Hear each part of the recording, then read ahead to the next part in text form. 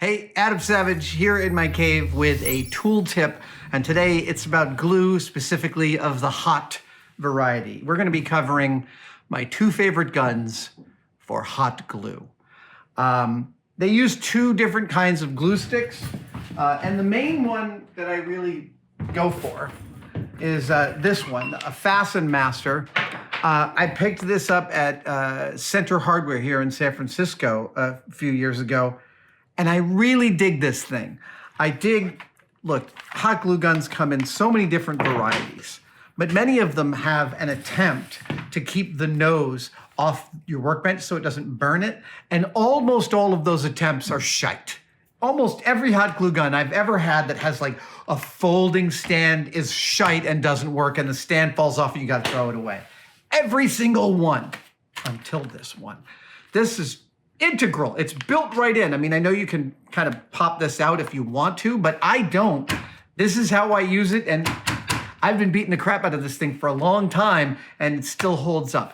It is not cheap, I will say that, and I try and do tool tips for things that are reasonably affordable for most of the viewers, most of you guys. In this regard, I will say, having used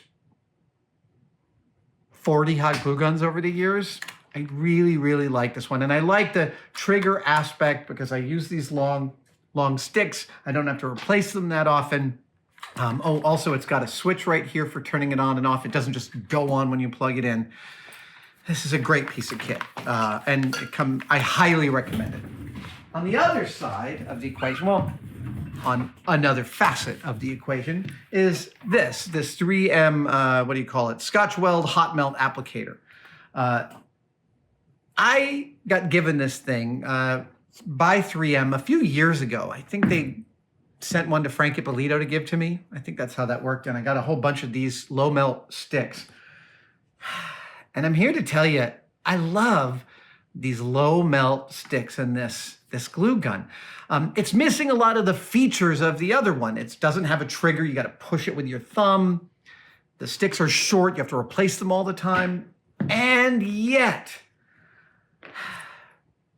I really like the low melt adhesive.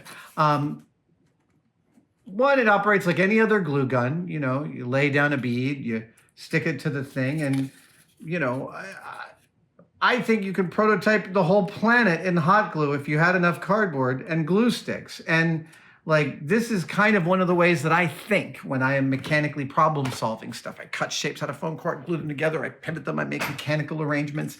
And hot glue gives me both a lot of ease of trying stuff out quickly, but the low melt sticks do this whole other thing. One, if you get some hot glue on your finger, now the proper way to deal with it is, I'm touching hot glue, is to rub your fingers. That's absolutely one of the key ways to stop hot glue from burning you, is to start rubbing it. Second is to stick it in your mouth, and the water in your mouth will actually keep it from burning you, but most people don't trust me when I say that, even though you just saw me do it on camera.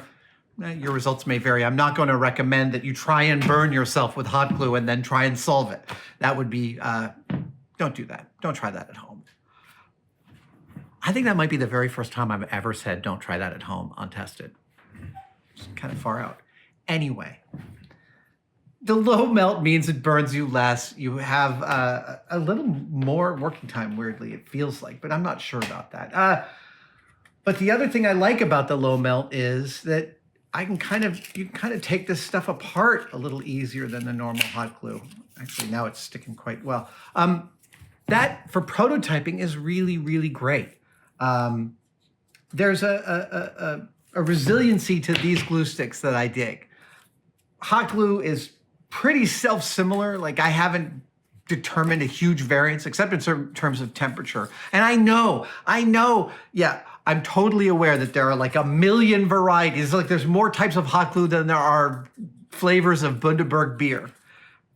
I don't know all those flavors. I know what I use, which is these low melt sticks, these clear sticks, and the other hot glue gun. And while neither of these is a super entry level tool, they are both, they have both survived years of abuse here in the cave. and they come with my highest recommendation. Thank you guys for joining me for this tool tip. And if you have an entry-level hot glue gun that you have found to be robust and excellent, I would like to know about it.